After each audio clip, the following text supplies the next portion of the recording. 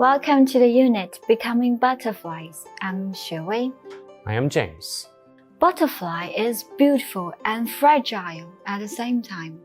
In this episode, we'll be comparing the imageries of tragic love in Butterfly in the Chinese and Western literary contexts. Are you ready? Sure.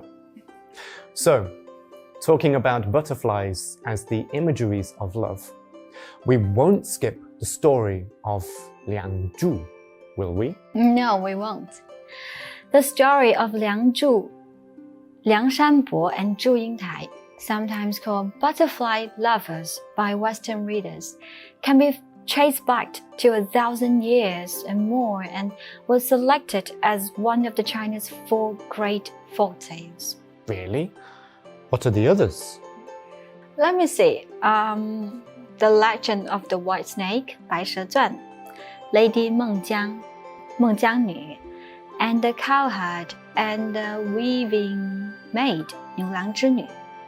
So, the story of Liang Zhu took place in the Eastern Jin dynasty, when women were not allowed to go to school, right? Yes.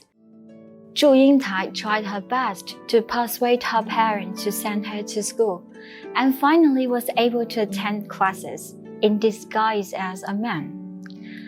On her way to the school from her hometown, Yingtai met Liang Shanbo, and they became best friends. During the time studying in the same school, no one discovered Yingtai's true identity, including her closest friend Shanbo. Yingtai soon found herself falling in love with him, but she could not express her feelings to him without revealing her secret. 3 years later, Yingtai's family asked her to go back home. With sadness, Shanbo accompanies his best brother for 18 miles to see him off. And this famous scene in the story is called 舍八离相送. During the long journey, Yingtai hinted that she was a woman to Shanbo several times, and even suggested that she be a matchmaker between him and her sister, which is Yingtai herself. But Shanbo was too blunt to discover the truth. It was months later when Shanbo finally realized that Yingtai was a woman. The two were extremely devoted to one another, and Shanbo decided to propose. However, Yingtai's parents had already arranged her to marry Ma Wencai, a man from another rich family.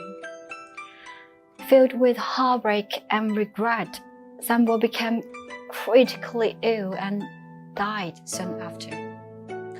The most dramatic part of the story happens on the day of marriage, when the strangely strong winds prevent the wedding procession from passing the bridge where Shanbo's grave was. Yingtai stopped to pay her respects at his grave. Suddenly, lightning and thunder split open the grave. Unwilling to get married with anyone except for Shanbo, Yingtai jumped into his grave without hesitation. Everyone was stunned as the grave reopened, and a pair of beautiful butterflies came out and flew away together.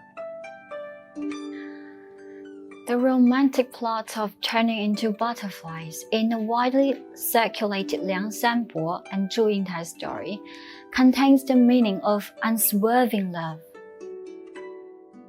此生分离，此情不渝，生不同经，死当同穴. Separate in this life, the love will not change. We cannot be a husband and wife alive. We'll be in the same tomb dead. What a sad and beautiful scene that touches the everlasting topic, tragedy of love. It reminds me of Madame Butterfly. Are you referring to the opera Madame Butterfly by Puccini or the short story published in 1898 by the American lawyer and author John Luther Long. When most people hear about Madame Butterfly, they often think about Puccini's famous opera that premiered in 1904. However, Puccini didn't write this story. The stage play was written by American playwright David Belasco. Belasco based his play on a short story, Madame Butterfly, by the American lawyer and author John Luther Long. This story itself was based loosely on an 1887 novel by French naval officer and author Pierre Loti, entitled Madame Chrysanthemum. So you mean Long's story? Yes. Consisting of 15 short chapters, Madame Butterfly follows a young Japanese geisha who marries an American naval officer and is caught between clashing cultures. The story that ends with her committing suicide. Yes. Japan, fiercely isolationist for centuries, had only opened to the Western world in the 1850s. Americans were fascinated by Japan and the perceived exoticness of Japanese culture. The short story became widely popular and demonstrates an intriguing look into Japanese and American interactions at the turn of the century. Although the Japanese would never popularize the Madame Butterfly story, some people from the West have transformed this story of love and death into mythology, resulting in more recent reincarnations, such as Miss Saigon.